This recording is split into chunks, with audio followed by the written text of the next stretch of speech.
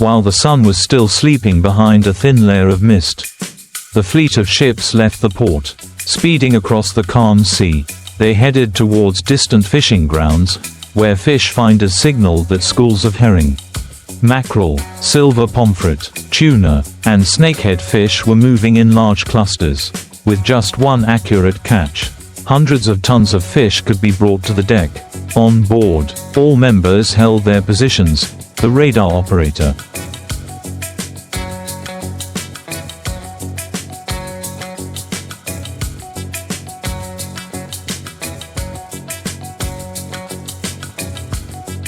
the hydrographic map monitor, the net preparer, and the winch operator. Modern industrial trawl nets are hundreds of meters long, as wide as a football field, with the bottom bunched together like a giant bag.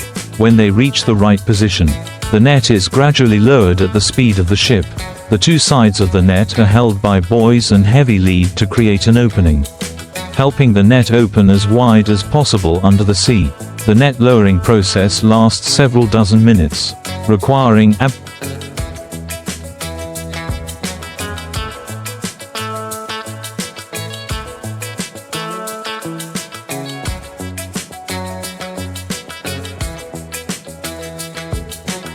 absolute precision. A slight deviation in ship speed or wind direction can cause the net to twist, fish to escape, or the net to be damaged. After the net has fully opened, the ship continues to sail a few more nautical miles, luring the school of fish into the net. At this point, the sonar and underwater camera come into play. Images of the school of fish begin to appear on the control screen, dense as clouds moving inside. The signal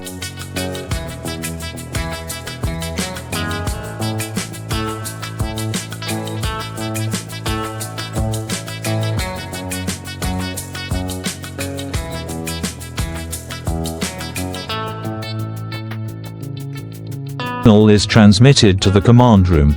It is time to retrieve the net. The net pulling process begins. The hydraulic winch system operates at full capacity, slowly retracting the bottom of the net. The screeching sounds of the cables and the roar of the engine echo throughout the ship's hold. The entire fishing team is highly concentrated, some pressing the control buttons, some observing the net from a distance with cameras, some preparing to pump water.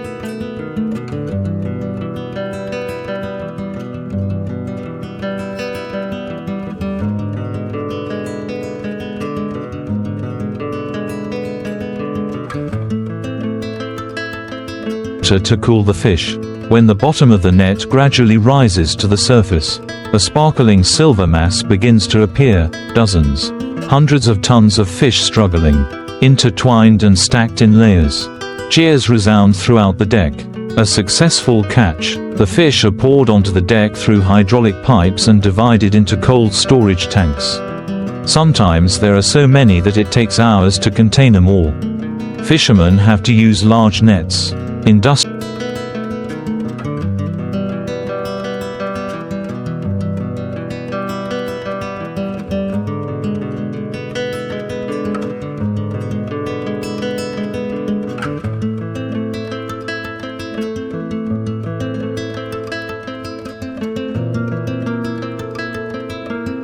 vacuum cleaners, and mini cranes to transfer the fish to the freezer compartment. The fish are fresh, with shiny scales on their bodies, flapping their tails repeatedly in the cool water. Each fish is a reward for the effort, sweat, and intelligence of the whole team. And that journey does not happen just once. During a long sea voyage, the ship can make dozens of such catches, pulling the net twice a day.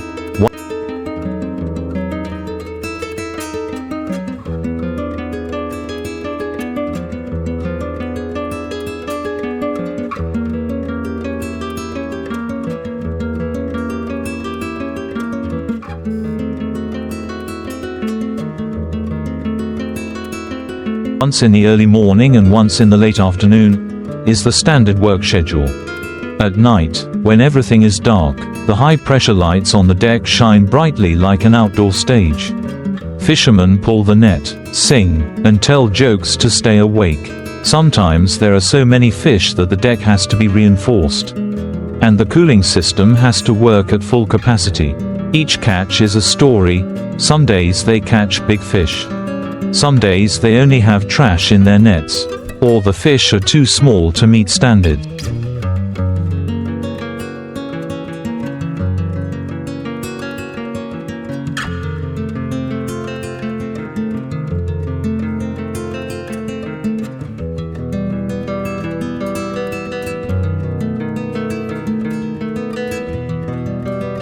But they never get discouraged. That steely spirit has been forged through many generations, from their ancestors to their descendants today. Newcomers are carefully instructed how to tie the net, how to cast the net without twisting, how to choose an effective fishing spot. They learn from reality, from the waves, and even from failure. No one sees everything that happens at sea. They live among the waves, eat simple food, sleep in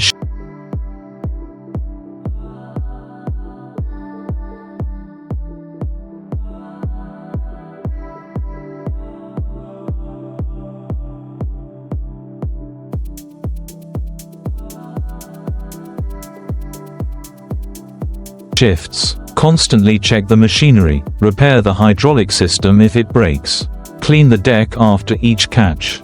There are no days off at sea, nor free time. Fishermen only hope for calm seas, lots of fish, good machinery, and a safe return.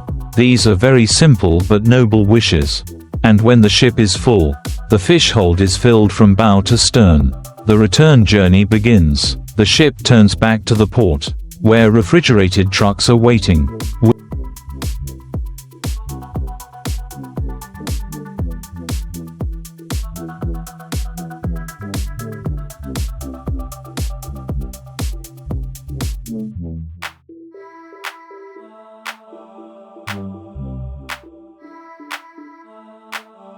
Women, children, and even customers are waiting. Each ton of fish is quickly unloaded, sorted on the spot. Large fish go straight into export containers. Small fish go to domestic markets. Others are sent to processing plants. The scene of fish loading, sorting, packaging takes place continuously day and night.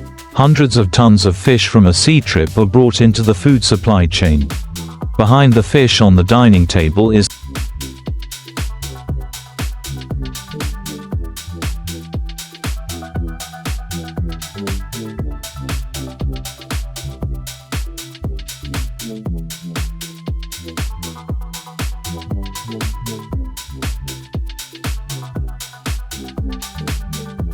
the sweat and sacrifice of fishermen, people who consider the sea their home. The wind and waves their companions every day at sea is a harsh but also romantic diary. The sky is deep blue. The waves are murmuring. The fish jump out of the water like the dance of the ocean. But nature is not always gentle. Sometimes the storm comes suddenly. The wind swirls. The ship tilts between the waves as high as a wall of water. In those moments, no one is allowed to be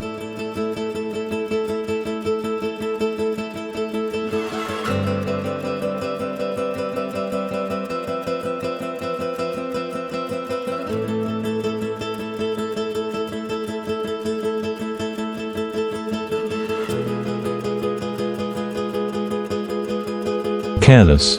Each fisherman must fasten his seat belt, secure the equipment, protect the fish hold, and hold the steering wheel firmly.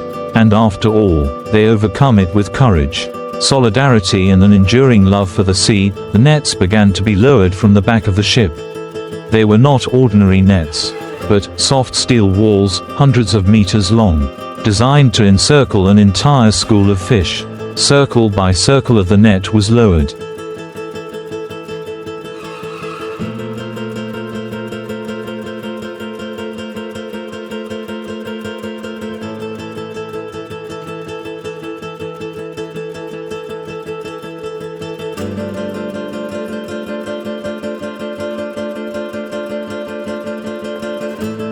Gradually expanding like a giant shirt embracing the deep sea. From afar, the school of fish detected the movement and began to move in one direction. But the smaller ships cleverly blocked the directions, causing them to be lured to the center of the net. A few large fish such as flounder, tuna, or cod struggled to escape but were also swept into the chaotic current. When the signal from the sonar signaled that the school of fish was completely contained in the net,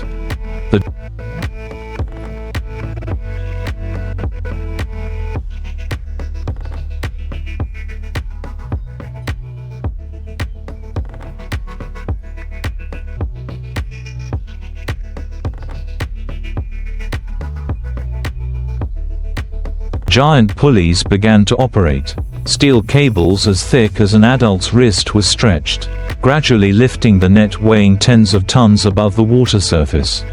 The scene was breathtaking, hundreds of huge fish, their bodies shimmering, dancing in the air, the sunlight reflecting off their silver scales creating a magical dance of light. The fishermen cheered, some operating the cranes, some monitoring the pulling speed, others standing by the conveyor belt to receive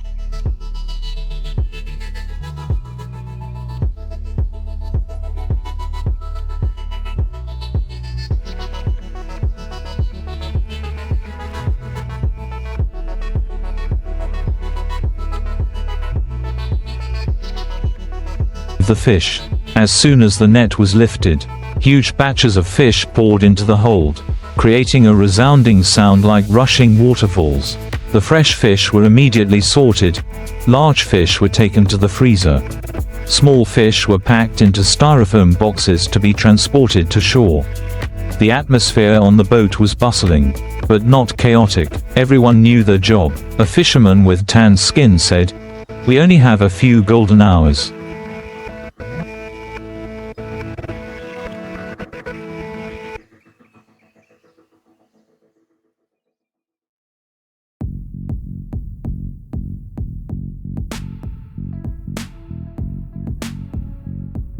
We have to make the most of it to get hundreds of tons of fish onto the boat before the waves rise.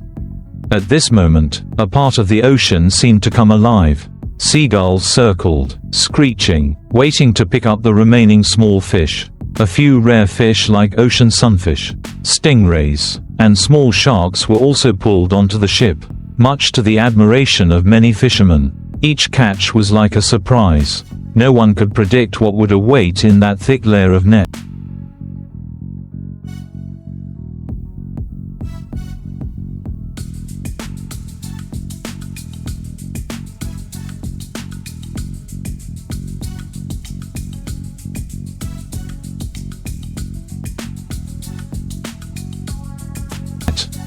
As the hold began to fill, the freezing system began to operate at full capacity.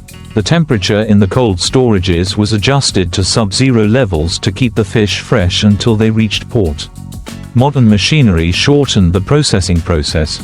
The fish were automatically cleaned, impurities removed, and flash frozen in just a few minutes. The ship continued to glide.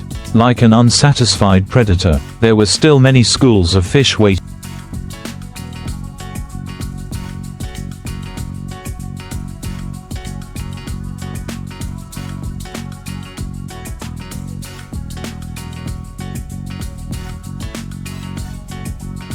on the seabed. The sonar detectors continuously sent signals to the central screen, drawing a complex biological map of the ocean floor. The flashing lights represent schools of fish, from mackerel, silver pomfret to herring, anchovies, all within the sight range. Once again, the giant net is lowered. This time, the crew decides to try their hand at a large school of fish moving with the ocean current. The waves begin to rise. The wind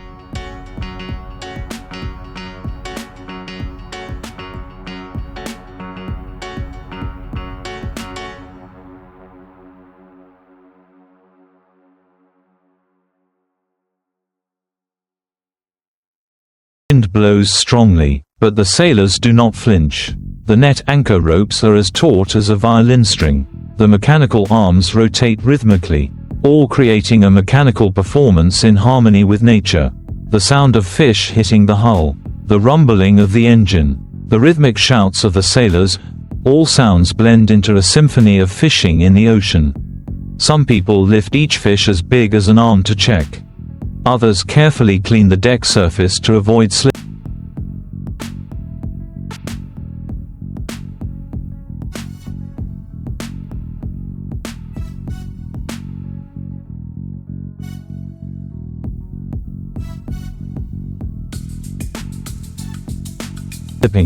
It is not just a job.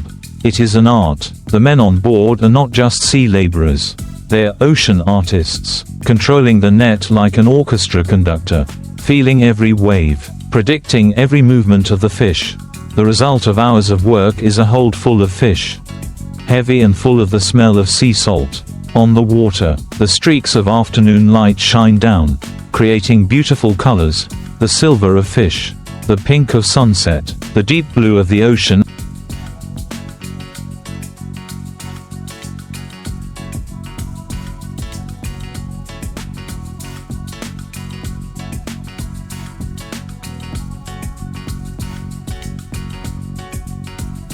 And the pure white of the waves. The fishing trip is not over yet.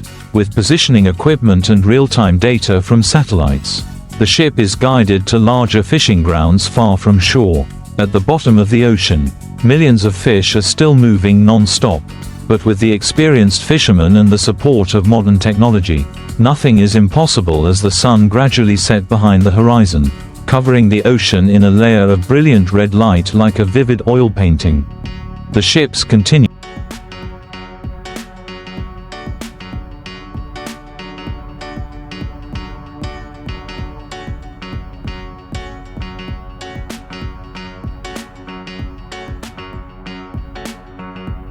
to move. Under the sunset, the silhouettes of the fishermen became vague but still full of life. Like warriors preparing for the last harvest of the day, the crane on the deck began to operate more vigorously than ever. The sound of the engine mixed with the sound of the waves like a wild chorus. Hundreds of tons of fish began to be pulled up from a depth of dozens of meters. Seawater splashed, flooding the deck like a white-capped wave. The fishermen continued to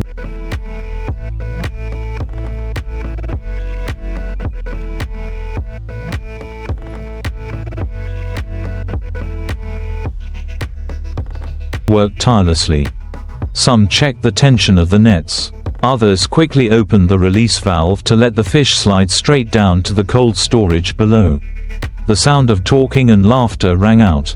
Despite the fatigue, the joy of a bumper catch was evident.